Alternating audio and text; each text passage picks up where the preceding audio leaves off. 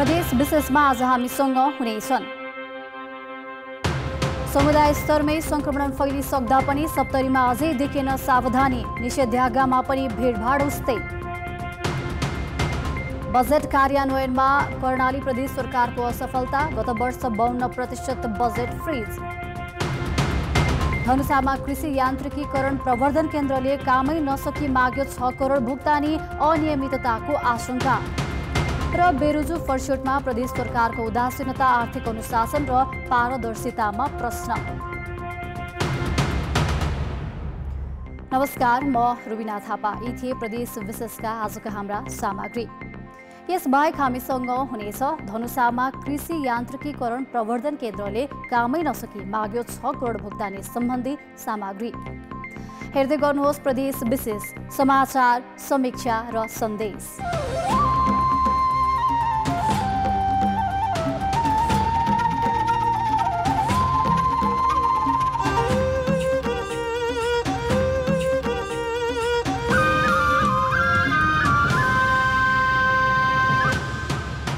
प्रदेश विशेष presented by Asian paints.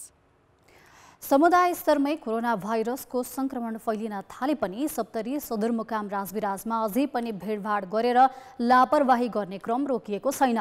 स्थानीय सरकारले लकडाउन र सुरक्षा समितिले अनिश्चितकालीन निषेधाज्ञा जारी गरे पनि त्यसको अवज्ञा गरिएकाले संक्रमण घट्नुको साटो झन बढेको हो। सप्तरीमा आइतबार मात्र 20 जनामा भाइरसको संक्रमण पुष्टि भएको छ। राजविराज स्थित दूध हटियाको यो दृश्य हो। यहाँ दूध खरिद बिक्री गर्नेको यसरी तछाड मछाड भइरहँदा भाइरस संक्रमणको जोखिम बढ्ने निश्चित छ। साउन 1 गते कोरोना भाइरसको संक्रमणले मृत्यु भएका एक व्यवसायीको घर नजिकै यो हटिया रहेको छ र अहिलेसम्म उक्त केससँग सम्बन्धित 29 जनामा कोरोना भाइरसको पुष्टि भइसकेको अवस्था छ। यो बाहेक अदालतका एक उच्च कर्मचारीमा र विष खाएर अस्पताल भर्ना भएका बिरामीमा पनि कोरोना भाइरसको पुष्टि भएपछि उनीहरूको भ्रमण यात्रा अझ आएको छैन। त्यसैले संक्रमण समुदाय स्तरबाटै भइरहेकाले सचेत गराउन दायित्व स्थानीय सरकार र प्रशासनको बढी हुनुपर्ने नागरिक अगुवाको भनाइ छ। लकडाउन र निषेधाज्ञा पूर्ण रूपमा पालना भइरहेको छैन। यहाँका जनताका अनभिज्ञताका कारण आवागमन, बजार व्यवस्थापन त्यतिकै चलिरहेको अवस्था छ। यस्तो अवस्थामा कोरोना व्यापक रूपमा फैलिन सकिन्छ र फैलिरहेको पनि देखिन्छ। एउटै परिवारमा 4-4 जना भाइरसका संक्रमित हुन थालेको, केहीको भ्रमण यात्रा पनि तत्कालै बाहिर नआउनुले जोखिममा सबै रहेको र डराउनु भन्दा नि स्वास्थ्य सम्बन्धी सावधानी अपनाउन जरुरी रहेको स्वास्थ्य कर्मीको भनाइ छ। तपाईँ हामी सबैलाई कुनै न कुनै दिन कुनै न कुनै उमा रिस्कमा त छौँ। अब त्यसको लागि हामीले डराउनु भन्दा हामीले आफ्नो प्रोटेक्टिभ मेजरहरू, आफूलाई सुरक्षित सामग्रीहरू प्रयोग गर्नुपर्छ। यता भारतको बिहार राज्यसँग सीमा जोडिएको कुनौली सहितका नाकाहरूबाट सप्तरी आउजाउ क्रम अझै नरोकिएको र बिहारमा संक्रमण दर दिनदिनै बढ्दै गरेकाले थप आगामी दिनमा ठुलो जोखिम निम्ति नै खतरा बढेको छ। बिहारको अहिले मृत्यु दर कतिपय जिल्लामा 40 देखि 50% देखिएको छ। यस्तो अवस्थामा राजविराज र नजिकैको कुनौली बजारको आवागमन व्यापक छ। स्थानीय प्रशासनले लागू गरेको निषेधाज्ञा बमोजिम अति आवश्यक सेवा बाहेक सरकारी कार्यालय र बैंक तथा वित्तीय संस्थाहरू सञ्चालनमै रहेकाले पनि भिडभाडसँगै जोखिम बढेको हो। भिडभाडलाई चाहिँ खास गरेर अत्यावश्यक सेवाका कारणले हुन सक्ने भिडभाडलाई समेत मध्यनजर राख्दै हामीले चाहिँ सुरक्षा निगरानी पनि थपेका छौँ, बढाएका छौँ। कोरोना भाइरससँग जोगिनुको मुख्य उपाय भनेको एक आपसमा 2 मिटर दूरी कायम राख्नु, घर बाहिर मास्कको प्रयोग र साबुन पानीले नियमित हात धुनु नै हो। यसमा लापरवाही गरियो भने संक्रमणको खतरा बढ्छ। त्यसैले भाइरसबाट आफ्नो ज्यानको सुरक्षा आफै गर्न सबैले स्वास्थ्य सुरक्षा हमेशा अपनाउन आवश्यक छ। कान्तिपुर समाचारका लागि आर्यन विश्वास, राजविराज, सप्तरी। सरकारले लकडाउन हटाएको हो। यसको अर्थ कोरोनाको जोखिम सकिएको होइन। संक्रमितहरू भेटिरहेकाले आफै सुरक्षित भई दैनिकी चलाउनु भन्दा अरू विकल्प छैन। सुरक्षित रहौं, कोरोनाबाट बचौं। अब अर्को प्रसङ्ग। कर्णाली प्रदेश सरकारले विनियोजित बजेट कार्यान्वयन गर्न नसक्दा आधाभन्दा बढी बजेट फ्रिज भएको छ। आर्थिक वर्ष 2076-77 34 अर्ब 35 करोड 34 लाख 25 हजार बजेट विनियोजन गरेकोमा 52% भन्दा बढी बजेट फ्रिज भएको हो। कर्णाली प्रदेश सरकारले गएको वर्ष विनियोजन गरेको कुल बजेटमा चालु र पुँजीगत गरी 47.65% खर्च भएको छ। झन्डै 52% बजेट फ्रिज भएको हो। पुँजीगत तर्फको 21 अर्ब 29 करोड 37 लाख 72 हजार मध्ये 12 अर्ब 16 करोड 65 लाख 47 हजार रुपैयाँ फ्रिज भएको छ। यस्तै चालुतर्फ विनियोजित 13 अर्ब 5 करोड 86 लाख 53 हजारमा 7 अर्ब 24 करोड 20 लाख 40 हजार मात्रै खर्च भएको छ। समग्रमा चाहिँ अब 76-77 को जम्मा खर्च प्रतिशत 47.6% खर्च भएको। सबैभन्दा बढी बजेट रहेको भौतिक पूर्वाधार विकास मन्त्रालयले 10 अर्ब 70 करोड 48 लाख मध्ये 4 अर्ब 68 करोड 50 लाख रुपैयाँ मात्रै खर्च गर्न सकेको छ। 5 अर्ब 28 करोड 16 लाख बजेट मध्ये मुख्यमन्त्री तथा मन्त्री परिषदको कार्यालयको 4 अर्ब 5 करोड 92 लाख फ्रिज भएको छ। 4 अर्ब 70 करोड 72 लाख बजेट पाएको सामाजिक विकास मन्त्रालयले 2 अर्ब 79 करोड 94 लाख 36 हजार रुपैयाँ मात्रै खर्च गर्न सक्यो। यस्तै कृषि मन्त्रालयको 3 अर्ब 43 करोड 5 लाख बजेटमा 78 करोड 1 लाख रुपैयाँ फ्रिज भएको छ। यता कानुन मन्त्रालयको 27 करोड 19 लाख तथा उद्योग मन्त्रालयको 1 अर्ब 39 करोड 27 लाख 13 हजार फ्रिज भएको छ। अघिल्लो आर्थिक वर्ष 64% बजेट फ्रिज भएको थियो। बजेट कार्यान्वयनमा कमजोर देखिएको कर्णाली सरकार विभिन्न कारण देखाउँदै उम्किने गरेको छ। झन्डै 50% वित्तीय प्रगति कर्णाली प्रदेश सरकारको यो देखिनु भनेको लकडाउनको बीचमा पनि राम्रो काम भएको भन्ने हाम्रो बुझाइ छ, सरकारको बुझाइ छ। यसको मतलब यो होइन कि हामी पूर्ण रूपमा सन्तुष्ट छौँ भन्न चाहिँ बिल्कुल मिल्दैन। प्रदेश सरकारले अघिल्लो आर्थिक वर्ष 2075-76 मा 24.71% खर्च गरेकोमा गत आर्थिक वर्ष 2076-77 मा झन्डै 23% पुँजीगत खर्च बढाएको थियो। महत्त्वकांक्षी कार्यक्रम ल्याउने, वर्षको सुरुदेखि नै कार्यान्वयनमा ध्यान नदिने लगायतका कारणले बजेट फ्रिज जाने समस्या दोहोरिँदै गएको छ। कान्तिपुर समाचारका लागि क्यामेरामा नवीन शाहीका साथ कमल पन्त र पूर्णबहादुर खड्का, सुर्खेत। जनप्रतिनिधिहरूका ठूला प्रतिबद्धता र योजना भाषणमै सीमित भएको उनीहरूको कार्यशैलीले देखिन्छ। जनताले त जुन जोगी आए पनि कानै चिरेका भन्न थालिसके। अब भने जनप्रतिनिधिहरूलाई आफ्नो जिम्मेवारी बोध हुनु पर्ला कि? प्रदेश विशेष प्रेजेन्टेड बाय एशियन पेन्ट्स। प्रदेश विशेषमा पुनः स्वागत छ। स्वीकृत वार्षिक कार्यक्रमको काम सम्पन्न भएपछि मात्र भुक्तानी हुने प्रावधान छ, तर सङ्घीय सरकारको एक कार्यालयले योजना निर्माणको काम सम्पन्न नहुँदै भुक्तानी रकम माग गरेको खुलासा भएको छ। जबकि उक्त योजना अन्तर्गत 22 वटा डिप ट्युबवेल गाड्नुपर्ने काम थियो, जसमा 6 करोड रुपैयाँ बजेट रहेकोमा 12 वटा गाडिसकेको र 2 वटाको काम अधुरै हुँदा भुक्तानी माग गरेको छ। अझै 8 वटा गाड्ने अत्तो पत्तो छैन। 22 वटा डिप ट्युबवेल गाड्नुपर्ने कृषि यान्त्रिकीकरण प्रवर्धन योजना अन्तर्गत 6 करोड रुपियाँ बजेट रहेकोमा 12 वटा गाडिसकेको छ भने यस वर्ष 2 वटाको काम अधुरै हुँदा भुक्तानी माग गरेको छ।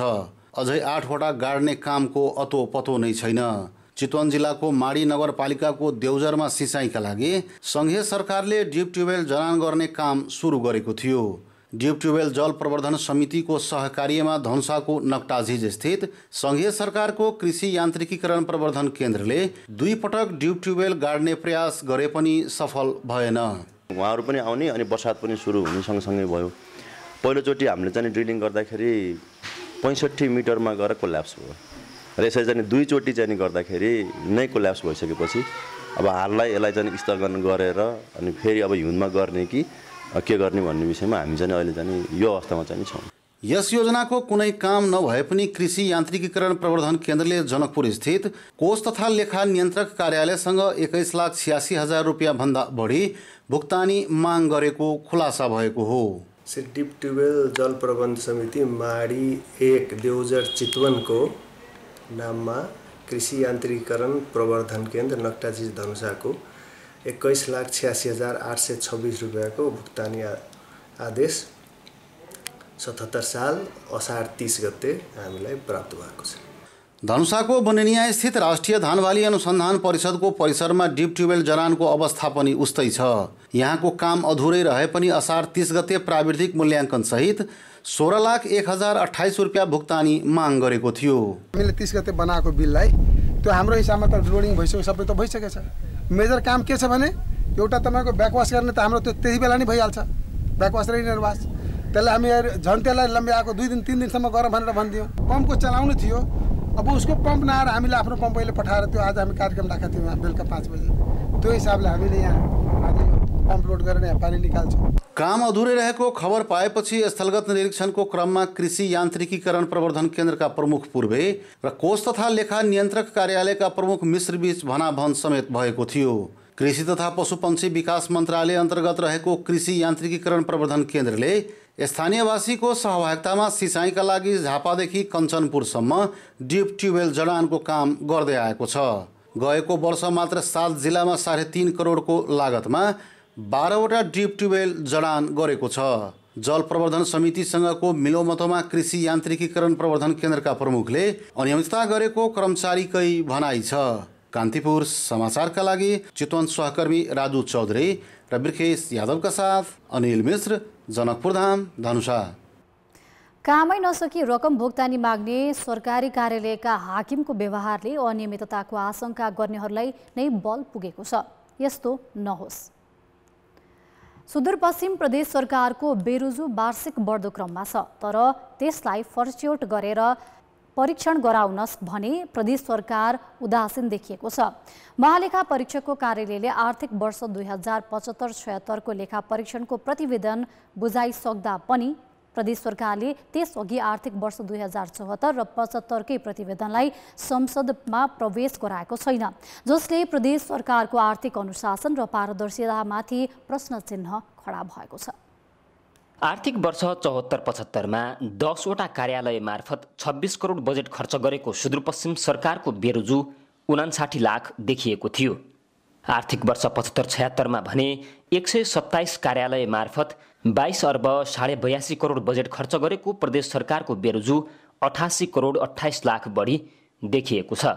प्रदेश सरकारले आर्थिक अनुशासन र पारदर्शिता कायम गराउन उक्त बेरोजुलाई संसदमा प्रवेश गराएर सार्वजनिक लेखा समितिमा छलफल गर्नुपर्ने कानुनी व्यवस्था छ, तर अझै पेश गरेको छैन। तदारुका साथ सम्प्रेषण गर्नुपर्ने, प्रमाण नपुगेको छ भने प्रमाण पुगाउनुपर्ने, यदि असुल गर्नुपर्ने छ तत्कालै असुल गरेर जम्मा गर्नुपर्ने।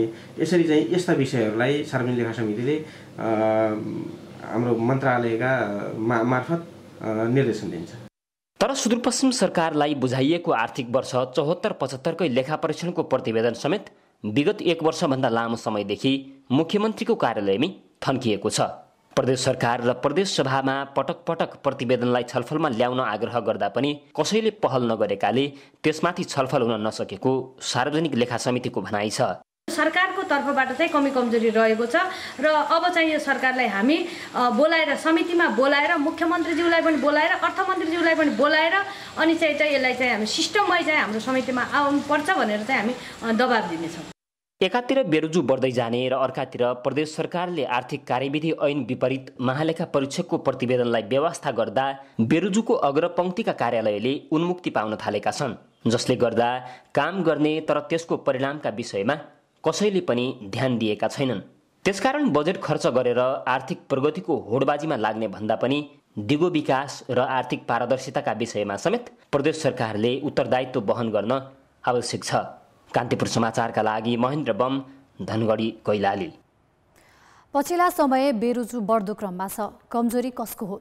यसलाई नियन्त्रण गर्न के गर्नु पर्ला? तपाईको विचार हाम्रो ट्विटर ह्यान्डल @OurKTV मा मेन्सन गरी जानकारी दिन सक्नुहुनेछ। प्रदेश विशेष प्रेजेन्टेड बाइ एशियन पेन्ट्स। प्रदेश विशेषमा पुनः स्वागत छ। किसानलाई प्रोत्साहन गरेर उत्पादन बढाउने धेरै तरिका हुन सक्छन्। प्रदेश 5 सरकारले भने दूध उत्पादनका आधारमा किसानलाई प्रत्यक्ष अनुदान बाँडेको छ। किसानले कोरोना भाइरसको संक्रमण र लकडाउनका बेला प्रति लिटर 10 रुपैयाँ र अन्य समयमा प्रति लिटर 2 रुपैयाँ दूध अनुदान पाएका छन्। रूपन्देहीको सेमलारमा रहेको यस साना किसान कृषि सहकारी संस्थाका 548 किसान दूध उत्पादनमा संलग्न छन्। किसानहरू हरेक साँझ बिहान यसै गरी दूध बेच्न सहकारीमा आउँछन्। उनीहरू मार्फत दैनिक करिब 5200 लिटर दूध जम्मा हुन्छ। सहकारीले यो दूध बजारसम्म पुर्याउँछ। दूध उत्पादन गरे बापत हरेक किसानलाई प्रदेश सरकारबाट प्रति लिटर 2 रुपैयाँ अनुदान दिएको छ। हामीले किसानका खाता खोलिसकेका छौँ, कतिपयका खुल्दैछन्। सिधै लगेर हामीले किसानको खातामा यो जम्मा गरिदिएर त्यो भाउचर चाहिँ ल्याएर हामीले यहाँ बुझाउनु पर्ने हुन्छ। अहिले प्रदेश 5 सरकारले दूध उत्पादन बढाउन सहकारी मार्फत किसानलाई उत्पादनमा आधारित प्रत्यक्ष अनुदान दिन र वस्तुको बिक्री एवं बजारीकरण थालेको छ। यसबाट प्रदेशका 14,669 किसान लाभान्वित भएका छन्। 7,48,66,784 रुपैयाँ अनुदान रकम 31 सहकारी संस्था मार्फत बाँडिएको हो। कोभिड संक्रमण र लकडाउनबाट मर्कामा परेका दूध उत्पादक किसानलाई मध्यनजर गर्दै 40 दिनको प्रति लिटर 10 रुपैयाँका दरले अनुदान दिएको छ। यसबाट 29,156 किसान लाभान्वित भएका छन्। 2,78,01,200 रुपैयाँ अनुदान 93 सहकारी संस्था मार्फत बाँडिएको हो। अनुदान रकम सोझै आउँदा यसबाट किसान तथा सहकारी कर्मीहरू उत्साहित छन्। 50,000 भन्दा बढी पाउने चाहिँ किसानहरू हुनुहुन्थ्यो र जसले चाहिँ त्यही पाएको अनुदानबाट थप एउटा गाई चाहिँ थप्नु सकेको अवस्था चाहिँ थियो भने अब त्यही अनुदान लिएर गएर गोठ सुधारका कार्यक्रमलाई व्यवस्थित गर्न सक्नुहुन्छ। प्रदेश 5ले दूध तथा दुग्धजन्य पदार्थमा आगामी वर्षभित्र आत्मनिर्भर बन्ने योजना बनाएको छ। त्यसका लागि प्रतिदिन 5,09,434 मेट्रिक टन दूध आवश्यक छ। तर अहिले 3,17,333 मेट्रिक टन मात्र दूध उत्पादन भइरहेको छ। दूध उत्पादन बढाउन, बिचौलिया रोक्न र किसानको आत्मबल बढाउन उत्पादनका आधारमा सोझै किसानमाझ अनुदान पुर्याएको प्रदेश सरकारको भनाइ छ। गत वर्षबाट हामीले सुरु गर्यौँ प्रति लिटर 2 रुपैयाँ प्रोत्साहन अनुदान। त्यसले उत्पादन पनि बढायो, किसानहरू पनि उत्साहित भएर काम गर्नुभयो। धेरै किसानले लागत अनुसार दूधको मूल्य पाएका छैनन्। यसले दूध उत्पादन र विविधीकरणमा समस्या छ। दूध उत्पादन बढाउन सरकारी निकायले दूधमा उत्पादनमा आधारित अनुदान र सहयोगका कार्यक्रम सबै किसानमाझ पुर्याउन जरुरी छ। कान्तिपुर समाचारका लागि क्यामेरामा स्वस्तिक श्रेष्ठका साथ अमृता अनमोल, बुटबल, रूपन्देही। उत्पादनका आधारमा किसानलाई नगदे अनुदान दिने प्रदेश 5 सरकारको योजना साँच्चै अनुकरणीय छ। अनुदानको नाममा हुने दुरुपयोग रोक्न र उत्पादन अनुसारको रकम किसानलाई दिन प्रदेश सरकारले थालेको यो कामको अरूले पनि अनुकरण गर्ने कि? प्रदेश विशेष आजका लागि यति नै। प्रदेश समाचारहरूको साथमा भोलि फेरि आउनेछौँ। कान्तिपुर टेलिभिजन हेर्दै गर्नुहोला।